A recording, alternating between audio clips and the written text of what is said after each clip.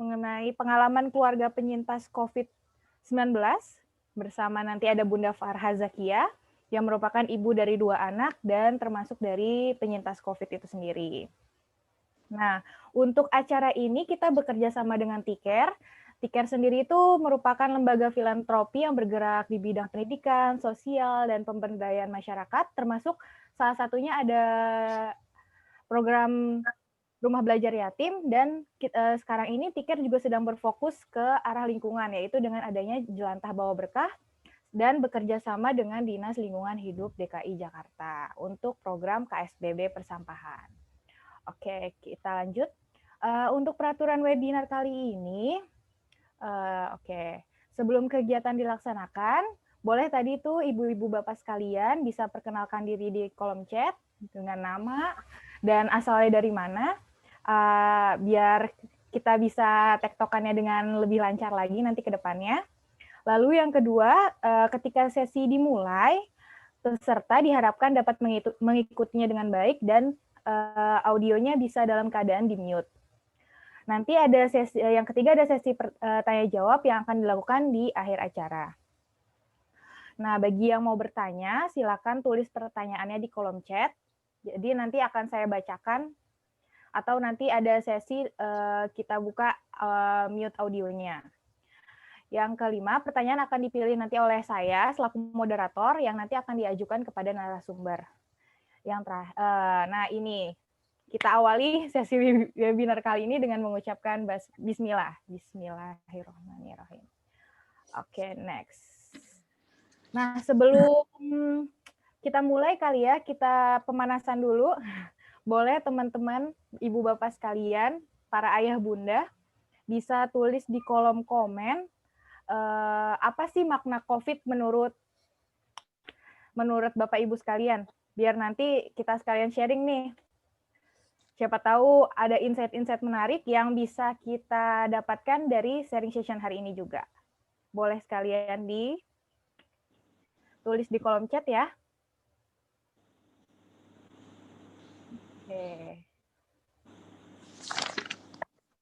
Oke, baik. Wah, udah nambah nih kayaknya orang yang sudah ada 17.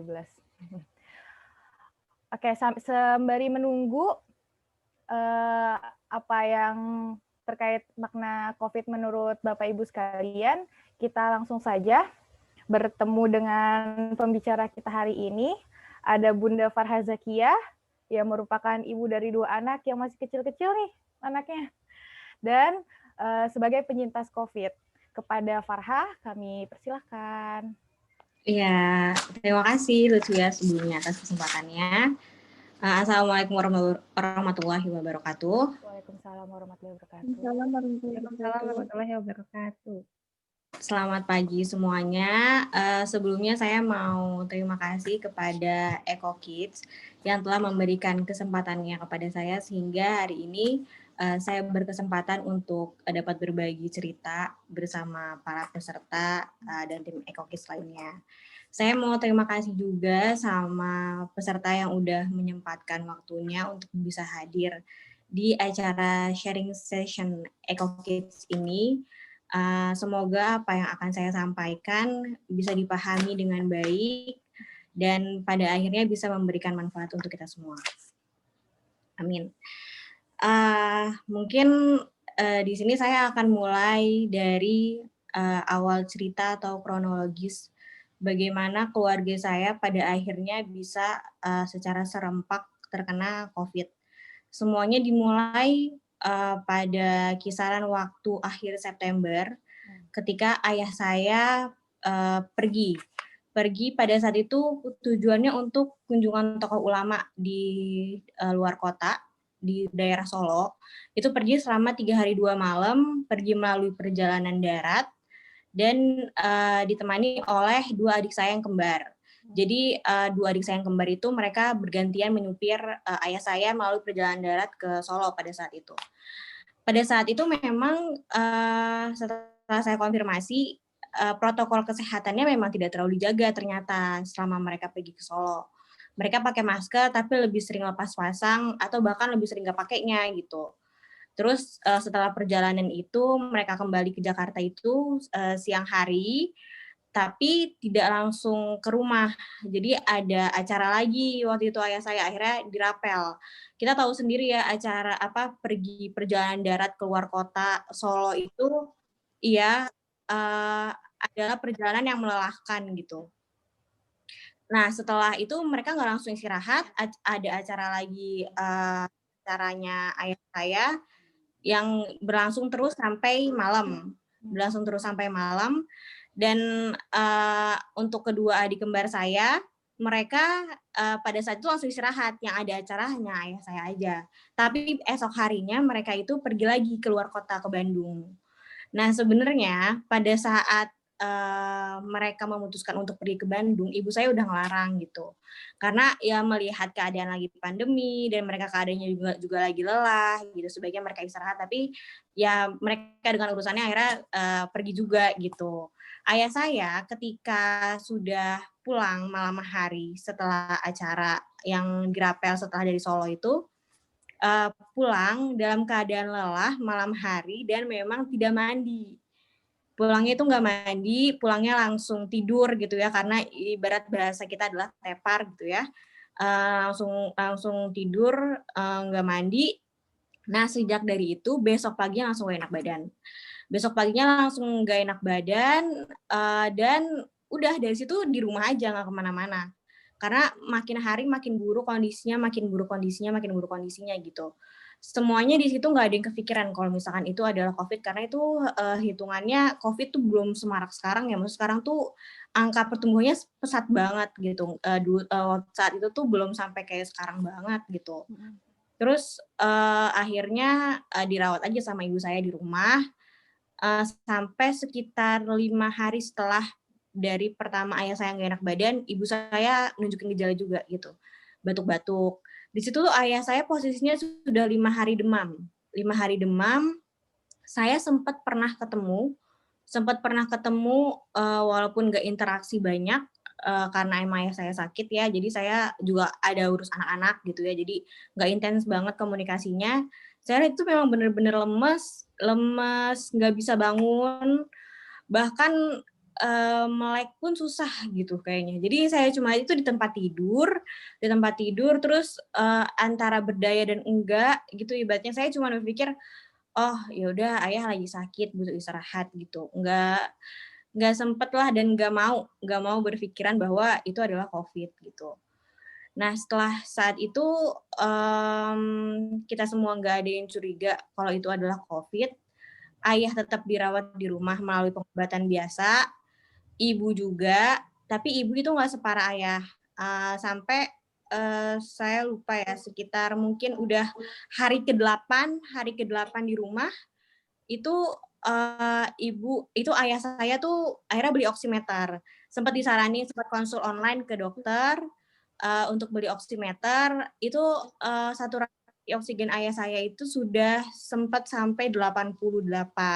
Pokoknya di bawah 90 gitu. Terus naik, terus turun, terus naik dan turun kayak gitu. Udah sempat khawatir, cuman kayaknya masih agak-agak takut ya untuk cek ke dokter. Masih berusaha pakai pengobatan di rumah sampai akhirnya puncaknya ayah saya merasa kayaknya tuh di kamar tuh sesak sekali dan pengap sekali. Ini posisinya saya nggak di rumah orang tua saya tinggalnya ya.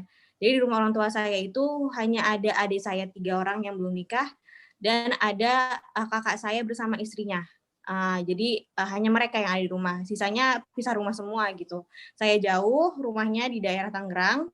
Dan 2 kakak saya yang lain udah nikah, itu rumahnya memang berseberangan dengan orang tua sehingga intensitas ketemunya tuh memang tinggi juga gitu.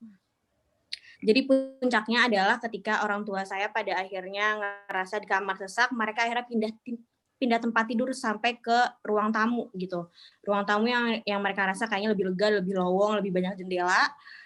Karena mereka di kamar ngerasa pengap sekali. Mereka tidur di situ semalaman berdua, ibu dan ayah saya. Dan di situ ibu saya cerita, di situ rasanya mungkin ibu saya udah ngerasa kalau ayah saya tuh udah bener-bener nggak berdaya. Sebenarnya mereka berdua sama-sama nggak berdaya pada saat itu. Jadi udah sama-sama pengen minta tolong gitu ya, pengen minta tolong. ibu saya mau minta tolong ke ayah saya minta tolong ke ibu saya, tapi saling nggak bisa, saling nggak berdaya, mau ngomong juga susah, kita kenapa gitu ya. Saat itu ayah saya tuh kondisinya sesak nafas, terus pipis terus karena mungkin udah larinya ke ginjal ya, fungsi ginjalnya juga udah mulai berkurang gitu. Di situ ibu saya cerita rasanya tuh mungkin tuh ajal tuh kayak deket gitu di situ ibu saya ceritanya. Dan di situ tuh anak-anak kita nggak ada yang ngeh, nggak ada yang tahu kalau orang tua kita tuh drop karena itu dropnya itu mendadak ya pada saat malam-malam itu gitu. Live mau keluar mau COVID panas. Pada saat itu akhirnya orang tua saya memutuskan untuk cek ke rumah sakit yang disarankan oleh tante saya. Tante saya menyarankan coba dicek aja ke rumah sakit, nggak apa-apa, kita cek bareng-bareng gitu. Akhirnya memutuskan untuk medical check up. Pada saat medical check up, ada tes lab, ada tes darah, ada ronsen, itu butuh waktu juga. Butuh waktu untuk hasilnya keluar gitu ya. Nah, pada saat hasilnya keluar, kita menunggu hasilnya keluar, orang tua saya masih, waktu itu ayah saya masih ada urusan di luar rumah yang memang tidak bisa diwakilkan oleh orang lain gitu. Sampai akhirnya tante saya yang lain memutuskan untuk udah lebih baik PCR aja agar cepat hasilnya keluar gitu. Ternyata hasilnya udah keluar, yang hasil lab dan hasil ronsen, udah disuruh rapid juga. Pada saat konsul untuk rapid ternyata hasilnya reaktif. Hasil ronsen juga menunjukkan gejala-gejala COVID. Akhirnya dokter menyarankan agar tidak pulang lagi gitu. Jadi ketika hari ke-10 lah ya, itu hari ke-10, ternyata hasil rapidnya reaktif, dibilang untuk tidak boleh kembali ke rumah, harus dirawat saat itu juga untuk tindak lanjutnya adalah PCR swab gitu. Nah, ketika kita dikabari bahwa hasil rapid ayah saya reaktif, kita semua di rumah sudah heboh ya. Karena yang namanya rapid reaktif itu sudah pasti mengarahnya ke arah COVID gitu. Kita semua sudah, aduh bagaimana, kita sudah mengatur apa yang harus dilakuin ya nanti sebenarnya gitu. Akhirnya ibu dan adik saya yang saat itu ikutan demam juga, adik saya juga langsung PCR swab. Ayah saya jadi sudah dirawat, kondisinya di sana lagi nunggu hasil PCR, sedangkan di rumah ibu dan adik saya tes PCR juga gitu, tes PCR juga. Dan itu kita semuanya mandiri karena kita pengen hasilnya cepat. Saat itu program pemerintah masih 3 hari kita pikir terlalu lama. Akhirnya kita coba mandiri PCR swab yang hasilnya langsung keluar esok harinya. Dan ternyata benar ibu dan adik saya positif. Ibu dan adik saya positif, akhirnya kita berasumsi bahwa ayah juga pasti positif. Dan setelah semuanya ibu, ayah, dan adik saya ternyata positif, kita semua diharuskan untuk PCR swab satu keluarga, yaitu adalah 17 orang. 17 orang anak, cucu, dan mantu kita semua, karena selama seminggu terakhir kita semua berinteraksi gitu. Jadi memang diharuskan untuk PCR swab semuanya. Pada saat ibu dan adik saya ketahuan positif, akhirnya mereka dirujuk ke rumah sakit karena mereka menunjukkan gejala yang sedang menuju berat gitu. Jadi yang dirawat saat itu adalah ayah, ibu, dan adik saya. Ayah, ibu, dan adik saya semuanya, lalu sisanya PCR swab, dan dari 17 orang itu terlihat bahwa semua perempuan, anak perempuan dan mantu itu adalah yang positif. Semua perempuan dan mantu positif, lalu ada hodimat saya juga yang positif. Perempuan yang tidak positif pada saat itu adalah hanya saya aja, sisanya laki-laki gitu. Dan saya posisinya bukan di rumah orang tua saya. Jadi pada saat itu tidak ada perempuan yang bisa mengurusi rumah pada saat ketahuan semuanya positif gitu, hampir semuanya positif. Jadi keadaan tuh sangat berubah di rumah, semuanya harus dihandle oleh laki-laki yang kebanyakan mereka bekerja di luar sehari-harinya. Jadi sempat di rumah itu agak kewalahan untuk mengurus rumah tangga gitu. Untungnya ada hodimah yang di rumah yang baru, yang alhamdulillahnya dia negatif, jadi walaupun dia nggak bisa ngatur, tapi dia bisa bantu-bantu bersihin rumah kayak gitu. Nah di situ yang paling kita rasakan adalah persaudaraan dari keluarga dan ukhuwah dari teman-temannya ibu dan ayah saya. Bagaimana ketika mereka tahu bahwa keluarga saya terkena musibah COVID ini, mereka berlomba-lomba bahu-membahu untuk membantu keluarga saya dengan mengirimkan makanan, mengirimkan vitamin, obat-obatan hampir setiap harinya gitu. Mereka tahu bahwa orang tua kami yang biasa mengurus anak-anak di rumah sedang sakit, akhirnya keadaan di rumah pasti berubah seperti itu ya. Akhirnya mereka banyak sekali yang kami rasakan bahwa oh ternyata banyak yang mencintai kami, yang mencintai ibu dan ayah kami gitu, yang masih peduli pada keluarga kami. Kami di situ benar-benar merasa itu tanpa kami minta ya, tanpa kami minta. Kami juga bahkan nggak tahu ini ada yang datang, ini infonya dapat dari mana ya gitu. Tiba-tiba ada vitamin yang datang ke rumah seabrek gitu ya, tiba-tiba siang-siang ada GoFood yang ngirimin makanan gitu. Jadi hikmahnya salah satunya itu adalah kami merasakan suasana kekeluargaan walaupun dari jauh yang begitu terasa gitu saat kami mengalami musibah seperti itu. Dan cerita selanjutnya adalah ibu dan ayah saya yang di rumah sakit. Jadi ayah saya itu pada saat masuk hari esoknya langsung masuk HCU High Care Unit karena oximeternya ayah saya itu udah sampai 80, lalu turun naik seperti itu. Alhamdulillahnya ayah saya kondisi klinisnya yang terlihatnya itu tidak terlalu drop, tapi memang oximeternya itu sering drop gitu, sering naik turun. Jadi sehari di HCU, besoknya langsung masuk ICU. Ayah saya itu besoknya langsung masuk ICU karena oximeternya tadi naik turun dan menurut dokter ini kondisinya harus dirawat dengan intensif gitu. Walaupun alhamdulillahnya masih nggak perlu ventilator pada saat itu. Kami di rumah yang mendapatkan kabar bahwa ayah kita masuk ICU dan kita nggak bisa lihat, kita nggak bisa jenguk, kita nggak bisa datengin langsung gitu ya. Kita cuma bisa lewat telepon yang kadang ayah angkat, kadang enggak gitu. Itu sesuatu yang ini pertama kali kita ayah saya kita dapetin orang tua kami masuk rumah sakit berbarengan, ayah masuk ICU gitu, ibu juga masuk rumah sakit dan kondisinya juga kita dapat kabar nggak terlalu bagus gitu ya. Itu kami semua rasanya di rumah cuma bisa harap-harap cemas, kami cuma bisa berdoa. Yang paling saya ingat saya di situ ya nangis itu udah pasti ya kayaknya dengar orang tua harus drop kayak tadi. Terus yang paling menyedihkan dari pandemi ini memang adalah kita nggak bisa ketemu. Apapun kondisi orang tua kita ketika mereka drop, kita nggak bisa ngurusin, kita nggak bisa ngerawat gitu. Itu yang paling menyedihkan dan paling berat sih yang saya rasakan ya pada saat itu. Kita nggak bisa ketemu, nggak bisa merawat orang tua kita, nggak bisa kontrol secara langsung. Yang saya syukuri adalah Allah menakdirkan adik saya pada saat itu sakit juga, sakitnya berbarengan dengan ibu saya, sehingga adik saya bisa temenin ibu saya. Karena di antara ayah dan ibu saya, walaupun ayah saya masuk ICU, tapi kondisi klinisnya ibu saya lebih drop karena ibu saya punya hipertensi, gitu. Jadi ibu saya punya hipertensi, komorbid. Alhamdulillahnya adik saya bisa nemenin. Jadi adik saya dari awal masuk rumah sakit sampai ibu saya keluar itu mereka selalu berdua. Itu saya pikir hikmah lainnya ya yang Allah takdirkan adik saya, kenapa adik saya ikutan sakit juga, karena di situ akhirnya adik saya bisa bantu ngurus ibu saya gitu. Jadi kita apa-apa semua kontaknya langsung ke adik saya. Dan alhamdulillahnya pertama kali masuk ke RSUD Cengkareng itu sekitar paling lama seminggu, lalu dipindah ke RSCM. Karena pelayanannya lebih baik di RSCM, pelayanannya lebih intensif di sana.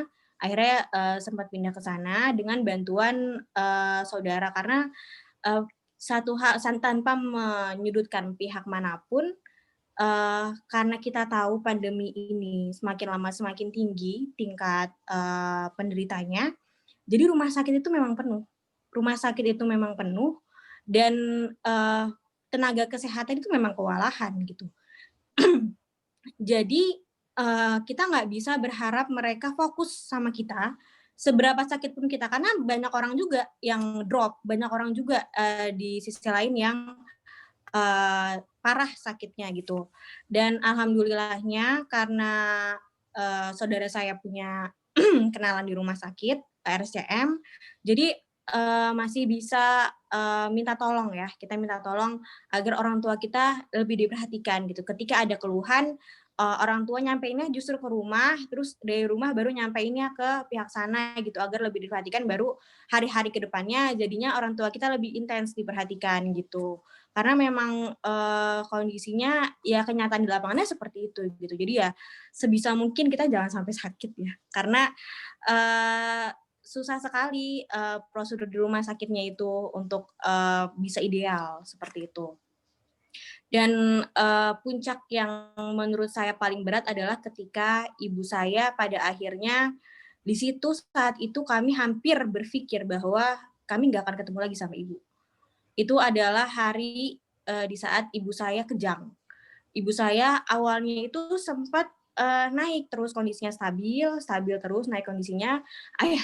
Ayah saya juga stabil kondisinya, sudah kabar terakhir tuh sudah sehat lah ya, sudah oke bentar lagi kita mau pulang, tinggal nunggu hasil PCR swab-nya negatif aja gitu. Tiba-tiba malam-malam kami ditelepon sama ayah saya yang menangis. Ayah saya nelpon ke rumah itu dalam keadaan menangis, bilang bahwa saturasi oksigen ibu saya sudah sangat drop, dan ibu saya sudah pingsan kondisinya saat itu, hampir tidak sadarkan diri, dan minta berdoa. Tolong anak-anak di rumah berdoa malam ini, tahajud bareng-bareng untuk kesembuhan ibu. Pada saat itu kita di rumah yang nggak tahu apa-apa, kita cuma bisa ya udah kita tahajud bareng-bareng. Kita tahajud bareng-bareng, walaupun kita nggak lihat kondisi ibu saat itu seperti apa, kita berharap, kita berdoa semuanya bareng-bareng sama Allah, siapapun doanya yang dijabah, kita berharap agar kita bisa kumpul lagi, kembali sehat.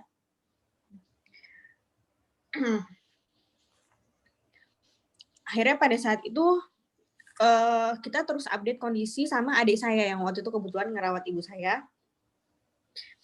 Adik saya saat itu juga nggak selalu standby bisa dihubungi gitu ya, karena adik saya cerita juga dia di sana begadang karena ibu saya itu kejang justru tengah malam, justru dopet tengah malam. Kalau adik saya itu tidur pulas, nggak ibaratnya kelewat kondisi ibu saya, itu bisa fatal akibatnya. Jadi adik saya di sana juga kondisinya begadang merawat ibu saya, sehingga kalau pagi-pagi dia agak susah dihubungin gitu.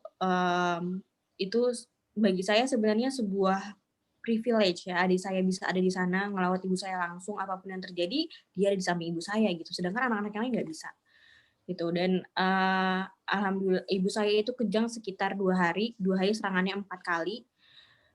Sempat diceritakan bahwa ketika serangan yang paling parah itu ibu saya cuma nelpon ayah saya, dan mungkin ibu saya ngerasa bahwa ajalnya sebentar lagi dan sebagainya. Ibu saya hanya bilang minta maaf pada ayah saya, minta maaf jika ada kesalahan dan minta ridho seperti itu. Dan saat itu ketika saya tanya, lalu bagaimana penanganan dari rumah sakit? Saat itu rumah sakit juga tidak mengetahui harus menanganinya seperti apa. Bukan karena apa, karena memang saking banyaknya pasien yang meninggal karena COVID, jadi ya mereka, apalagi ibu saya komorbid punya hipertensi, jadi ya mereka memang beranggapan bahwa ya memang ini memang sudah efeknya gitu. Alhamdulillahnya jadi cuma dikasih paracetamol double dosis gitu ya. Terus abis itu mendingan, abis itu sempat drop lagi, mendingan lagi gitu. Sampai akhirnya kita sempat berdoa, lalu adik saya cerita bahwa adik saya menguatkan. Di situ yang adik saya tekankan adalah bahwa kekuatan kata-kata itu juga sangat berpengaruh agar orang bisa berpikir positif dan akhirnya semangat gitu. Jadi adik saya menguatkan ibu saya. Adik saya bilang, Umi, adik nggak akan pernah ninggalin Umi. Adik akan terus di sini apapun hasilnya adik gitu. Sampai akhirnya ya sudah esok harinya dengan izin Allah ya yang pasti ibu saya kembali sehat, hasil PCR negatif dan akhirnya bisa pulang gitu. Alhamdulillah. Nah, iya alhamdulillah. Nah, saat itu semuanya sudah hampir sembuh, sebagian besarnya sudah hampir sembuh. Pada saat kedua kali setelah 10 hari, jaraknya 10 hari, cek PCR ulang semuanya 17 orang, ternyata saya yang tadinya negatif akhirnya positif, lalu ada abang saya yang positif. Jadi kami berdua masih positif. Dan akhirnya yang lainnya sudah sembuh, akhirnya kami yang isolasi mandiri lagi gitu. Semuanya sudah kembali berkumpul, akhirnya saya yang harus isolasi. Pada saat itu akhirnya suami saya juga positif juga. Akhirnya kami berpisah, saya, anak saya, dan suami saya kita berpisah. Saya di rumah saya, suami saya di tempat ibunya, dan sempat akhirnya dirawat di rumah sakit juga. Saya pada saat itu sebenarnya ngerasa sangat sehat-sehat aja. Saya udah ngerasain gejala COVID itu dari hari sebelumnya. Hari sebelumnya itu saya ngerasa saya nggak bisa mencium bau, saya nggak bisa merasakan makanan, dan sempat demam satu hari aja, dan selebihnya saya merasa sehat-sehat aja. Tapi karena hasil PCR swab-nya yang terus aja positif, saya akhirnya harus diisolasi selama 3 minggu. Selama 3 minggu, dan saya berpisah sama anak saya itu selama 10 hari.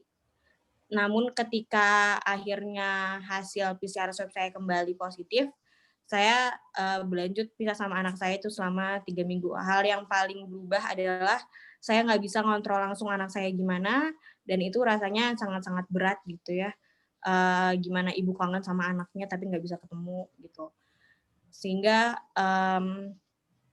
apa yang paling terasa setelah hari isolasi itu adalah rasa kekeluargaan, rasa kebersamaan yang hilang. Kita ibaratnya haus dahaga akan kebersamaan. Saya adalah orang paling terakhir yang isolasi. Semua orang udah sembuh, saya paling terakhir. Saya paling terakhir diisolasi, dan ketika rasanya akhirnya hasil PCR bisa keluar negatif, itu Masya Allah rasanya saya nggak bisa gambarin. Saya langsung peluk anak saya langsung peluk semua kedua orang tua saya gitu. Rasanya Allah cabut nikmat yang tadinya kita anggap sebelah mata, tapi rasanya sebenarnya begitu berharga gitu. Wah, mantap. Kalau misalkan boleh tahu dari keluarga Farhah berapa orang jadi total yang dinyatakan COVID? Yang dinyatakan COVID berarti total kita ada 17 orang, yang selamat dalam tanda kutip itu cuma 4 orang. Jadi sekitar 13 orang ya yang kena. Oh, gitu. Oke, baik. Kita lanjut kali ya ke sesi pertanyaan. Boleh yang ada pertanyaan bisa ditulis di kolom chat. Tapi sebelumnya saya mungkin mau nanya dulu kali ya di awal. Ini kan Farhah punya anak, 2 anak ya. Usianya berapa, Far, kalau boleh tahu? Usia anak yang pertama itu balita 1,5 tahun, yang kedua itu bayi usia 5 bulan. Oh gitu. Nah, ketika Farhah dinyatakan COVID, berarti kan kayak harus berpisah istilahnya. Tadi kan Farhah juga bilang berpisah 10 hari. Bagaimana dari caranya Farhah menjelaskan ke anak, kalau misalkan Bunda harus di rumah di Tangerang, sedangkan kamu harus di mana, kayak gitu. Oke, pada saat saya kan kena COVID ini bisa dibilang 2 kali. Pada saat saya pertama kali kena, saya berpisah 10 hari sama anak saya, itu anak saya masih sama papanya. Tapi ketika papanya kena gejala, akhirnya dipindah ke tantenya. Akhirnya yang berkomunikasi langsung sama anak itu adalah papanya. Saya kasih tahu ayahnya, tolong jangan ditinggal. Jadi walaupun bahasa kita belum kita ngerasa kalau dia belum ngerti, tapi tolong diberitahu secara kenyataannya, secara jujur pada dia gitu, bahwa papa dan bunda lagi sakit, jadi harus berpisah dulu sama kakak. Kakak sama tante dulu ya, nanti akan dijemput kembali gitu. Jadi kita kasih taunya melalui tatap muka langsung, kita percaya bahwa dia paham gitu. persiapan buat anak sendiri tuh ketika mau isolasi apa aja yang Farha siapkan?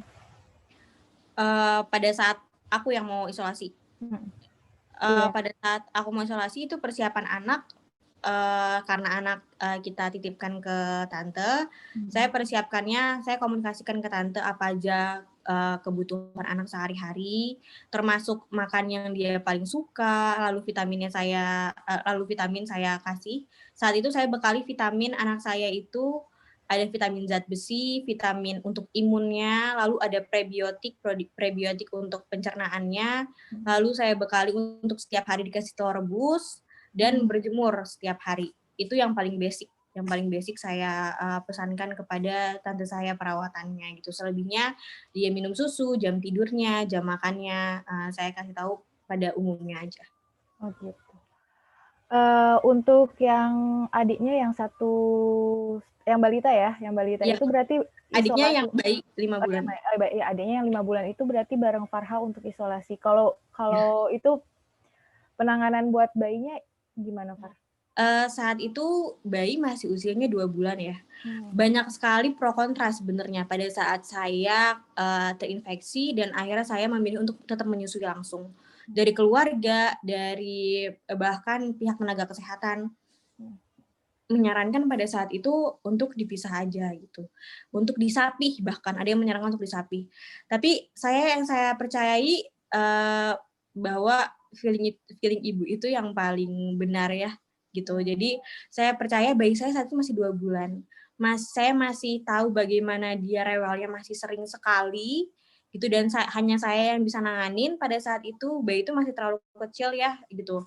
Terus saya percaya bahwa ASI insya Allah adalah obat terbaik bagi dia apapun sakitnya pada saat itu. Karena berdasarkan pengetahuan yang pernah saya baca juga, antibodi ibu itu bisa transfer melalui ASI kepada bayi. Apalagi bayinya waktu itu masih usia 2 bulan, jadi antibodi ibu untuk ditransfer ke bayi itu masih bagus. Komposisinya masih bagus. Beda sama bayi ketika dia udah 5 bulan atau bahkan dia udah MPASI gitu. Jadi saya percaya bahwa menyusui langsung yang bisa transfer antibodi dari saya ke baby melalui ASI saya, yang penting saya pakai masker gitu ya, tetap menjaga protokol. Lalu saya memperhatikan gejala-gejala klinis yang darurat, seperti misalnya ada sesak atau enggak, dehidrasi, lemas, diare, dan sebagainya. Kalau itu enggak ada, saya akan tetap menyusui langsung. Tapi kalau misalnya itu memang ada, saya juga enggak keras kepala untuk tetap mempertahankan gitu. Tapi alhamdulillahnya gejala-gejala yang tadi darurat yang saya sebutkan tadi enggak nampak di anak saya, sehingga alhamdulillah saya tetap bisa menyusui secara langsung sampai hari ini. Alhamdulillah. Kalau misalkan itu boleh diceritakan sama Farha, kesulitan apa sih yang dirasakan ketika memutuskan untuk harus isolasi? Kesulitan untuk isolasi itu yang pertama adalah pisah dari orang-orangnya ya. Paling saya rasakan itu sebenarnya sakit yang saya rasakan itu nggak seberapa. Justru sakitnya itu adalah ketika kita harus pisah sama anak, kita harus pisah sama suami, kita harus pisah sama orang tua dan saudara-saudara terdekat dalam jangka waktu yang sebenarnya kita nggak tahu. Karena nggak ada yang bisa memperkirakan kapan saya negatif gitu. Walaupun saya ngerasa sehat-sehat aja. Ini saya akan positif sampai kapan itu juga kita nggak ada yang tahu gitu. Jadi yang paling berat ada itu saya sempat sampai di titik merasa bahwa kesehatan mental saya menurun. Saya sempat 2 malam berturut-turut itu mimpi buruk yang saya nggak tahu kenapa gitu. Jadi saya merasa bahwa ada yang salah gitu. Ada yang salah dengan kesehatan mental saya gitu. Di situ saya akhirnya coba tetap ngobrol sama saudara, saya curhat, saya lepaskan apapun yang saya rasain gitu. Karena memang salah satu ujian terberat pada saat isolasi untuk orang-orang yang merasakan isolasi itu sendiri apalagi dalam jangka waktu lama, itu adalah kesehatan mentalnya mereka. Betul. Aku agak bisa relate sedikit ya, karena maksudnya abi aku juga punya pengalaman jadi penyintas COVID gitu. Kalau misalkan, ini hampir seluruh keluarga Farha ya, 13 orang ialah dinyatakan sebagai alumni COVID ya, kalau sekarang bisa disebutnya. Orang-orang sekitar, ini kan termasuk apa ya, besar ya, termasuk banyak yang akhirnya itu, bagaimana sih pandangan orang di sekitar Farhah gitu ya, ketika tahu, wah ini keluarga Farhah, hampir semuanya lah itu dinyatakan COVID? Untuk kondisi di daerah rumah saya itu sempat ada stigma negatif memang terhadap keluarga gitu. Walaupun kami nggak menyebarkan secara langsung apa yang terjadi pada keluarga kami, ternyata info ini sudah menyebar begitu banyak, begitu luas di daerah rumah gitu. Dan sempat menjadi buah bibir, sempat menjadi stigma bahwa keluarga kami adalah pembawa virus karena saking banyaknya orang ya, saking banyaknya orang di keluarga kami gitu, dan sempat dijauhi juga. Sempat dijauhi juga ketika kakak ipar saya secara langsung berhadapan dengan saat itu ketua RT-nya, dan mereka secara terang-terangan memberikan isyarat bahwa nggak ingin dekat-dekat gitu. Padahal pada saat itu kondisinya orang tua saya sudah kembali, sudah sembuh, sudah negatif semua, tapi stigma itu masih berlanjut gitu. Tapi maksudnya stigma itu masih tetap ada sampai saat ini atau gimana? Sampai saat ini alhamdulillah udah enggak. Itu tapi memang recovery stigmanya itu tuh perlu sekitar sebulan lebih. Gitu untuk sampai akhirnya mereka mungkin meyakinkan diri mereka sendiri bahwa keluarga kami udah kumpul lagi, keluarga kami udah sehat, dan keluarga kami sudah keluar rumah. Karena kan pada saat lagi isolasi kami semua di rumah, nggak ada yang berani keluar gitu. Oke, baik. Kalau dari Farhah sendiri nih ada pesan-pesan, sebelum pesan-pesan sih sebenarnya ada selama dinyatakan COVID itu ada obat-obat atau vitamin tertentu yang akhirnya ditambahkan untuk menambah imunitas? Ya, vitamin yang saya dan keluarga konsumsi saat itu yang saya sebutkan ini adalah yang basic ya. Itu adalah vitamin C, vitamin E, vitamin D3, madu, itu udah yang paling wajib. Lalu kami juga dikasih prebiotik itu namanya sari buah. Mungkin itu dijual secara umum juga ya. Saya pribadi saya merasakan bahwa efeknya itu sangat terasa bagi saya dan bagi keluarga saya juga. Beberapa ada yang ngerasain bahwa kalau habis minum itu yang tadinya badan nggak enak akan secara signifikan perubahannya di badan rasanya gitu. Itu namanya prebiotik sari buah namanya. Lalu kami juga mengkonsumsi susu. Jadi makan 3 kali sehari, memperbanyak sayur dan buah, dan berjemur setiap hari. Oke, baik. Sama ada kalau misalkan kita udah tahu yang umum itu namanya essential oils, itu juga bisa dipakai. Minyak eukaliptus itu saya tahu dari teman saya yang perawat, itu dibilang bisa meredakan gejala COVID. Oke. Ini ada pertanyaan Bunda dari Kiki. Yeah. Kalau Bunda bersedia ya, boleh diceritakan gimana mimpi buruk 2 hari 2 malam yang menghantui selama proses isolasi? Sebenarnya mimpi buruknya itu saya agak lupa ya karena itu udah lama banget. Tapi yang paling saya ingat sih nggak ada korelasinya dengan yang berhubungan dengan COVID di dalam mimpi itu, nggak ada. Yang paling saya rasakan adalah mimpi itu horor sekali. Saya seperti dikejar-kejar. Yang paling saya rasakan adalah efek ketika saya bangun. Efek ketika saya bangun itu rasanya saya masih sangat deg-degannya, dan itu butuh sekitar sampai 2 jam sampai akhirnya saya benar-benar reda. Rasanya saya seperti was-was, parno, seperti dikejar sesuatu padahal nggak ada gitu. Dan itu berlangsung selama 2 malam. Sampai akhirnya saya memutuskan untuk cerita ke orang. Saya sharing apa yang saya rasakan, akhirnya lebih lega, dan alhamdulillahnya juga nggak lama setelah itu hasil PCR saya negatif gitu. Jadi itu memang di ujung-ujung di saat mungkin saya sudah sangat jenuh sekali saya nggak pernah kemana-mana di ruang isolasi itu gitu. Oke, berarti maksudnya kalau misalkan kita bisa lihat dari alur pembicaraan kali ini, pengalaman COVID yang dirasakan oleh Farhah sendiri kan ada aspek dari fisik yang kena dan ada aspek dari psikisnya yang kena. Ada pesan-pesan atau hikmah yang diambil dari pengalamannya Farhah sendiri? Ya, ini ada pesan-pesan dan kiat-kiat mungkinnya yang bisa kita semua ambil manfaatnya dari saya pribadi.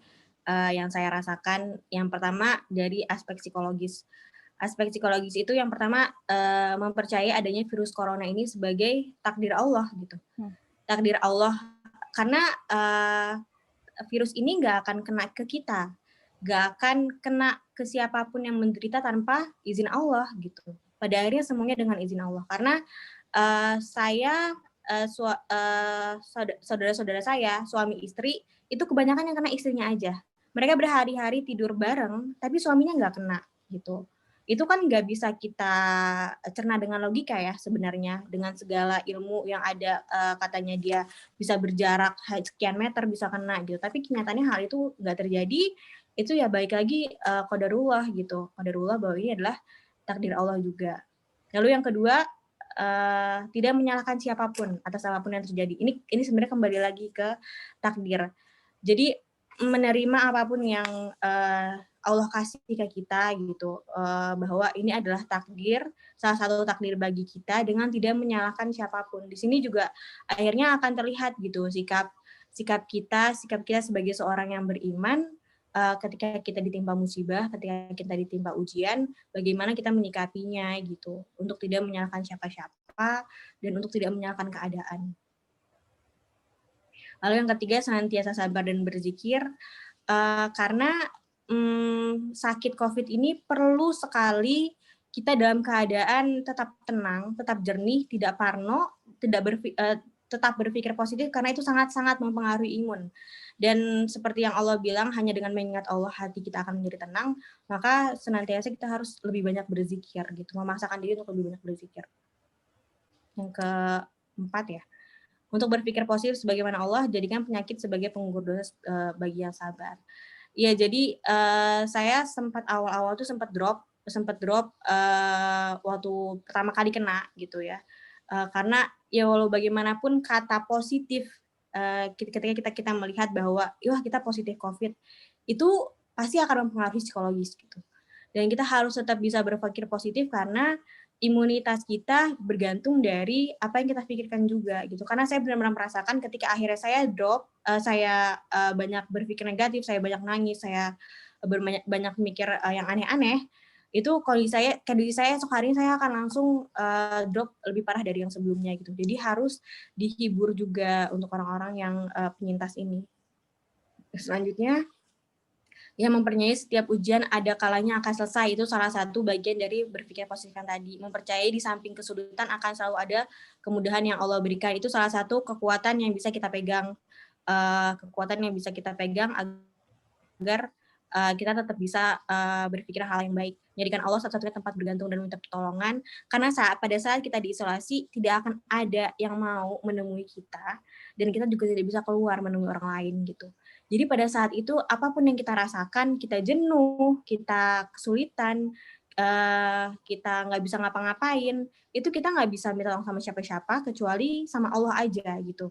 Yang paling saya rasakan ketika saya menyusui, itu berat sekali ya, menyusui, mengurus bayi 2 bulan sendirian, tidak bisa minta tolong sama siapa-siapa, ketika kita lelah, kita nggak bisa ganti peran sama orang lain, itu sangat melelahkan, sangat-sangat melelahkan, dan sangat rentan oleh stres gitu, rentan stres.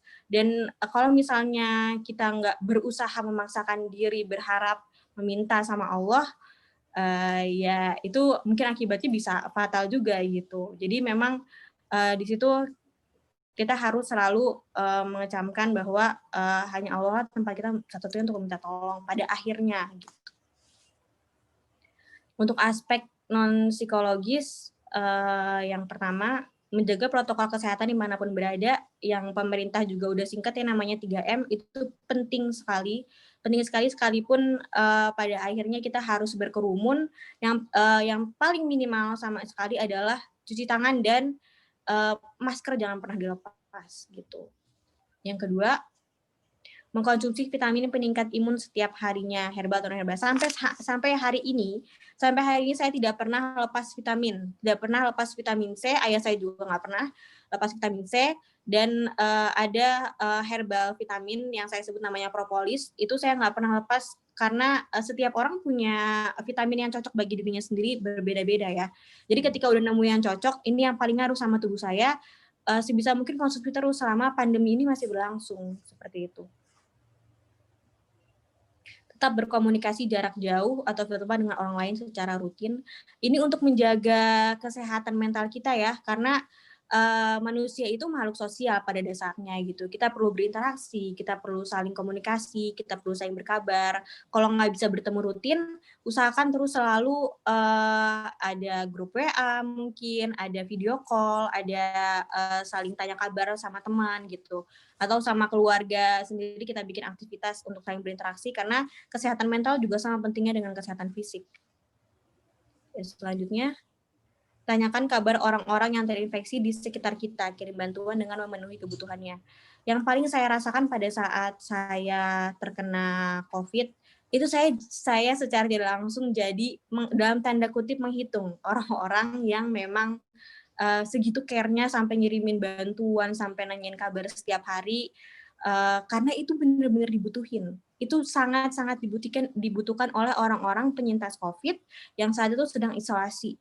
Yang paling mereka butuhkan selain kiriman bantuan dan makanan untuk menunjukkan betapa kita peduli pada mereka, kita masih menginginkan kehadiran mereka, itu adalah menanyakan kabar. Itu yang paling mudah ya sebenarnya. Tetaplah tanyakan kabar pada orang-orang penyintas COVID di sekitar kita, tunjukkan bahwa kita peduli karena itu yang paling mereka butuhkan.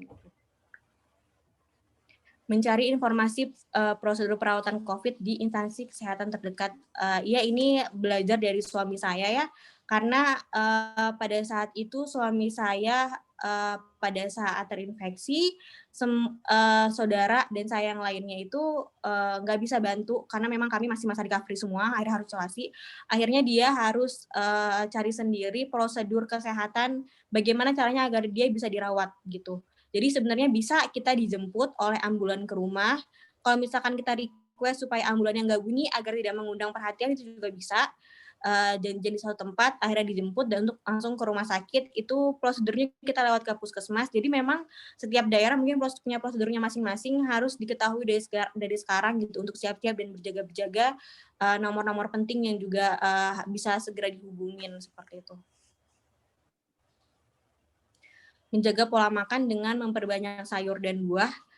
Ya, ini memang dari dokter ya, dari dokternya langsung yang kita konsultasi secara online. Jadi virus COVID ini dia menyukai protein dalam tubuh kita gitu.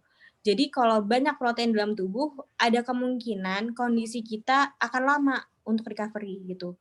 Jadi perbanyaklah sayur dan buah setiap hari, terutama ketika kita memang sudah terinfeksi, itu lebih dibanyakin lagi sayur dan buahnya, dan kurangi protein gitu. Proteinnya kalau bisa protein hewaninya tuh dikurangi secara drastis. Jadi kita yang masih keep tuh ya protein nabatinya seperti tahu, tempe dan sebagainya.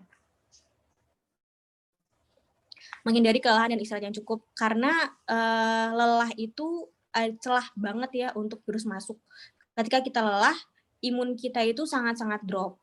Imun kita itu dalam keadaan tidak baik. Jadi ketika ada virus lewat, ibaratnya kalau kita bayangkan, itu sangat mudah sekali kita terpapar kalau kita dalam kondisi lelah. Jadi ketika kita merasa bahwa alarm tubuh sudah bilang kalau kita harus tidur, kalau kita sudah harus istirahat, kalau kita sudah sangat lelah sekali, tolong di-skip aja, kita pause aja kegiatan kita lelah, kita istirahat dulu, sejam, 2 jam, atau bahkan setengah jam baru kita rehat, kita beraktivitas kembali gitu, untuk menjaga stamina tubuh yang penting banget gitu untuk di masa pandemi sekarang. Menjaga kesehatan gigi dan mulut lebih rutin. Karena pada saat saya terinfeksi COVID, yang paling muncul gejalanya adalah sariawan pertama kali. Pada saat itu saya menyangka bahwa saya sariawan dan itu sangat menyiksa, saya nggak bisa buka mulut, saya nggak bisa makan, saya nggak bisa nelan karena sakitnya luar biasa dan itu berhari-hari. Dan itu berhari-hari sampai kepala saya pusing sekali. Saya nggak pernah tahu kalau COVID awalnya bisa dari itu gitu, bahwa bisa dari ada sesuatu di mulut saya gitu. Saya merasa bahwa itu adalah sariawan, tapi ketika saya konsultasi ke ibu saya, yang kebetulan ibu saya dokter gigi, ternyata itu bukan sariawan. Itu memang adalah virus gitu. Jadi ibu saya yang tahu ya, maksudnya bentukannya sariawan dan bukan seperti apa, dan ternyata itu adalah virus. Dan ketika saya pernah baca suatu artikel juga, ternyata memang kesehatan gigi yang kurang dijaga itu bisa membentuk wadah virus. Jadi wadah virusnya ada di situ, dan ketika misalkan kesenggol sama kita kena sikat gigi, akhirnya dia terbuka wadah virusnya, akhirnya virusnya menyebar ke dalam sel darah tubuh kita gitu. Jadi kalau masa-masa pandemi sekarang bahkan dengan mengkonsumsi obat kumur seperti betadine dan sebagainya itu juga lebih baik gitu. Menyediakan obat-obatan dasar di rumah. Obat-obatan dasar ini untuk jaga-jaga, nggak perlu tunggu harus ada yang sakit. Kita bisa stok seperti paracetamol, vitamin C, vitamin E, asam mefenamat, lalu obat lambung karena COVID diketahui juga dia mempengaruhi perut juga. Perut kita akan terasa perih gitu, seperti orang sakit mah. Obat lambung, obat sendi karena dia juga akan menyerang tulang-tulang gitu. Jadi obat-obatan dasarnya itu adalah biasanya paracetamol, penurun panas, obat batuk, pilek, obat sendi, obat mah itu juga bisa disimpan dari sekarang gitu untuk persiapan. Jika terinfeksi dan bergejala, sediakan alat kesehatan seperti ya oximeter itu adalah alat untuk mengukur saturasi oksigen. Saturasi oksigen itu yang saya ketahui angka yang bagus itu adalah sekitar 97-98 ke atas. Di bawah 98 atau 97 itu harus diwaspadai gitu. Apalagi sudah sampai 80, apalagi sudah sampai 70 itu biasanya sudah masuk rumah sakit gitu.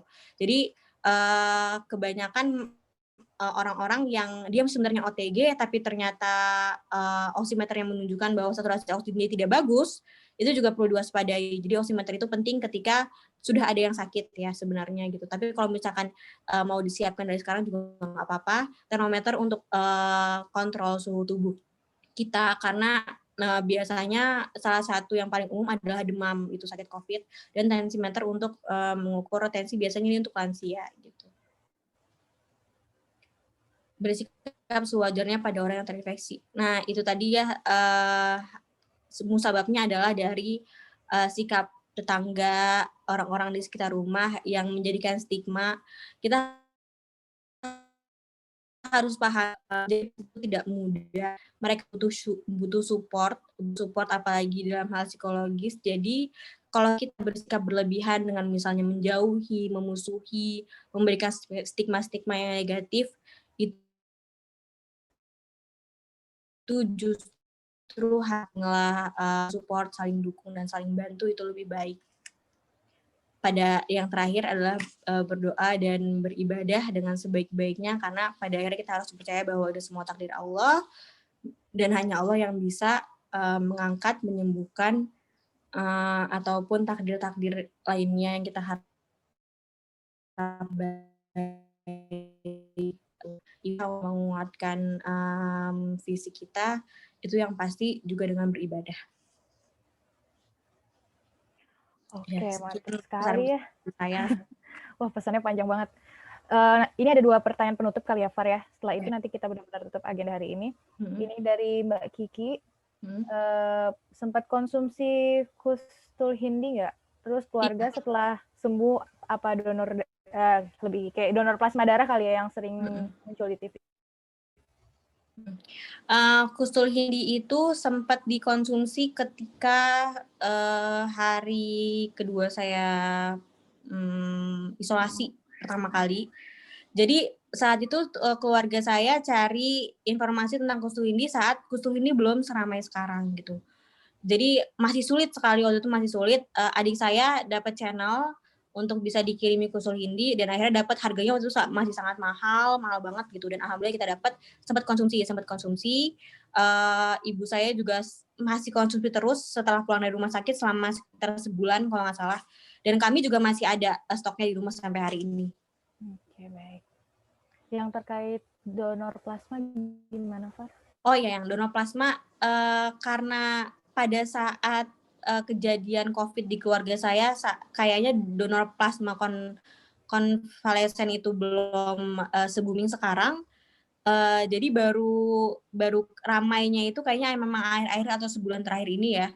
Jadi yang saya tahu syaratnya adalah maksimal itu 3 bulan setelah kena terinfeksi COVID gitu. Jadi kalau dihitung dari kami terkena awalnya adalah akhir September, Jadi kami kayaknya tuh belum kena jatah untuk bisa donor plasma itu karena kemungkinan waktunya sudah lewat gitu. Waktu maksimalnya sudah lewat. Ini ada satu pertanyaan terakhir tapi dia nge-PC kayaknya. Dari pengalaman Farhah yang ada keluarga yang di rumah sakit, terus ada yang macam-macam kan, ada yang lewat via puskesmas, ada yang mandiri segala macam. Dari pengalaman tersebut, rekomendasi apa ya, rumah sakit atau jasa, bukan jasa ya, yang apa ya, yang menurut Farhah penanganan COVID-nya bagus itu apa aja, Far? Sebenarnya di setiap daerah itu kan ada puskesmas ya. Di setiap daerah rumah itu ada puskesmas. Nah, dari setiap daftar daerah puskesmas itu mereka tuh sudah punya list daftar nama-nama rumah sakit per daerah yang akan mereka rujuk kalau ada pasien COVID gitu. Jadi kemungkinan besar setiap daerah itu pasti beda rujukan rumah sakitnya. Tapi dari itu sepertinya tuh dilihat dari awal sampai akhir. Jadi kalau sudah rate atas itu penuh, rumah sakitnya akhirnya ya udah akan ada rumah sakit rate bawah yang baru bisa kita masukin gitu. Tapi kalau misalnya rekomendasi rumah sakit yang menurut saya dia kapasitasnya besar dan pelayanannya bagus itu adalah RSCM. Itu RSCM itu ibu saya pun juga mengakui bahwa pelayanannya itu sangat luar biasa. Pelayanannya ibu saya yang merasakan sendiri, ibu saya itu orang tua jadi dia sangat-sangat sensitif untuk perawatan yang langsung menyentuh tubuhnya gitu, dan dia mengakui bahwa perawatan di RSCM itu sangat-sangat peduli dan care gitu, tulus lah ibu saya mengakui sendiri. Oke, baik.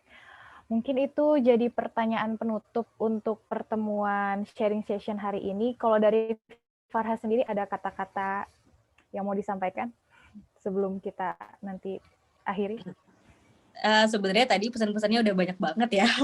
Iya, benar. Pesan-pesannya udah banyak banget. Yang paling saya mau tekankan ya itulah percaya bahwa apapun yang terjadi sama kita itu tetap takdir Allah, dan tetap dukung siapapun di sekitar kita yang terkena COVID, karena itu bukan aib gitu. Kita harus selalu dukung mereka supaya COVID ini bisa segera selesai dari muka bumi ini. Oke, baik. Oke, dengan pesan terakhir dari Farhah, maka berakhirlah sharing session hari ini. Terima kasih Farhah atas waktunya. Terima kasih kembali. Semoga apa yang disampaikan Farhah tadi pesannya juga udah banyak banget tuh, dari ada aspek psikologis sama aspek non psikologis. Semoga bisa istilahnya kita praktekkan untuk mau kita sebagai penderita maupun sebagai kayak orang yang support penderita kayak gitu.